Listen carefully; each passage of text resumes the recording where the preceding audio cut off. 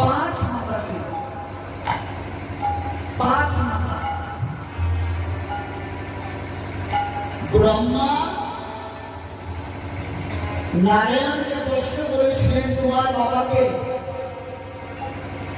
নারায়ণকে বলেছিলেন আমার বাবা মহাদেব। শিবলিঙ্গ খুব সুন্দর। নারায়ণ বললে আমার বাবা মহাদেব। উঠে গেল ব্রহ্মার রাগ। যদি মহাদেবকে জিজ্ঞেস করি তোমার বাবাকে, বলে নারায়ণ তোমাকে জিজ্ঞেস করি তুমি বলো মহাদেব, আমার সঙ্গে কি ভ্রম হচ্ছে? দেখাতে পারবে তুমি তোমার বাবা? নারায়ণ মন্থন করে শিবলিঙ্গ দেখিয়ে বললেন এই দেখো আমার বাবা। ব্রহ্মা উঠে বললেন এটা তোমার কেমন বাবা? মাথা নাই, পাও নাই। এটা তোমার কেমন বাবা? মাথা নাই, পাও নাই। নারায়ণ বললেন আমি এত কিছু জানি না, তুমি আমার বাবা। দাঁড়িয়ে রইলেন।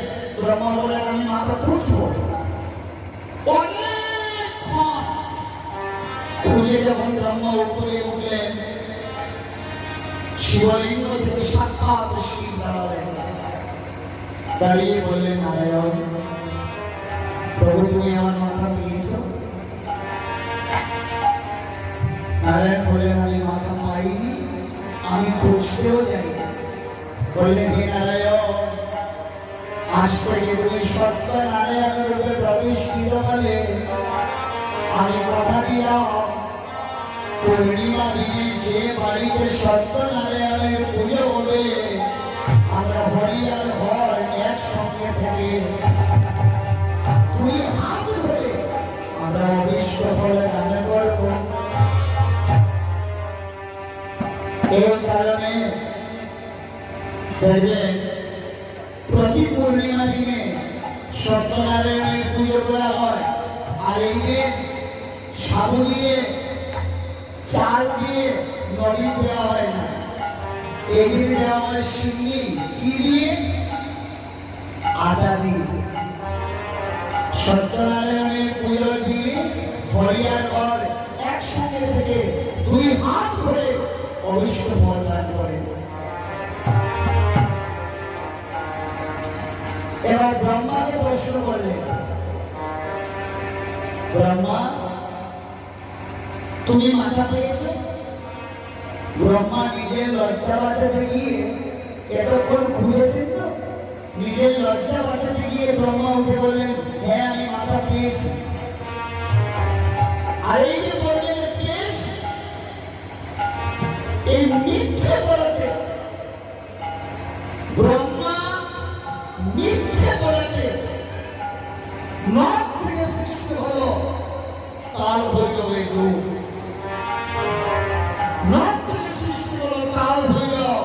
আর এই মহাকাল ভৈরব ব্রহ্মার একটা মাথা কাজ করে কেটে দিলেন। কাটা মাথা সেই মাটিতে পড়ল, সৃষ্টি হলো কর্মনাশা নদী।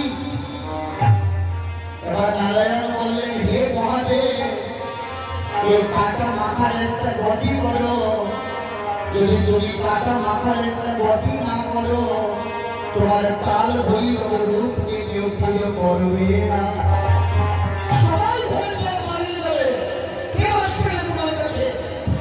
হে মহাদেব এটা তোমারই রূপ, কাল ভৈরব তো তুমি নিজেই।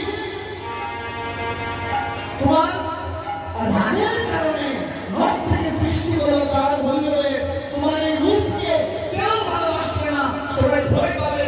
তুমি তাড়াতাড়ি কাটা মাথা গতি করো।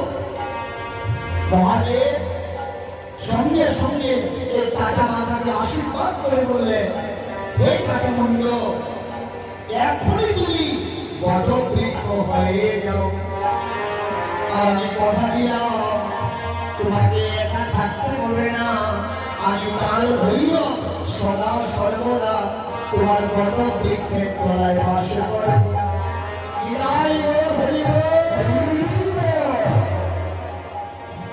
এবার যে আশীর্বাদ করলেন অমৃত নারায়ণ বললেন, হে বটবৃক্ষ, তোমাকে জঙ্গলে জঙ্গলে থাকতে হবে না, আমি তোমাকে আশীর্বাদ করলাম। যেখানে যেখানে পঞ্চপল্লব লাগবে, এই পঞ্চপল্লবের একটা পল্লব তুমি হবে। এই কারণে দেখবেন আমরা কাল বৈরবকে বরগাছে তোলাতে পারি। কাল বৈরবকে ব্রহ্মা মিথ্যে বলাতে নখ থেকে সৃষ্টি হলো, শিরের নখ থেকে সৃষ্টি হলো কাল ভৈরবের রূপ।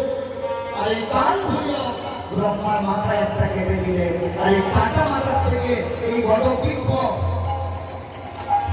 আর সদাশিবদাস মহাদেব বললেন, আমার একটা রূপ কাল ভৈরব, আমি বটবৃক্ষের তোড়াতে বাস করবো। তাই আমরা কাল ভৈরবের পুজো করি, বারংবার আমরা কাল ভৈরবকে প্রণাম করি। জয় মহাকাল ভৈরব কি জয়, জয় মহাকাল ভৈরব কি জয়, জয় মহাকাল ভৈরব কি। তাই জীবনে কখনো কোনোদিন হরিয়ার হয়ে ভেদ করবেন না। হরিয়ার ভর এক। তাই জীবের শিক্ষা দিচ্ছে, কৃপা করে ভগবান ভক্তি ভক্তি করা কাতলা ভগবানে আজকে এসেছে। এই অদ্বৈত গোসাই মহাদেব মহাবিষ্ণুর অবতার দ্বৈতবাদী ডেকে আনলেন মহাপ্রভুকে।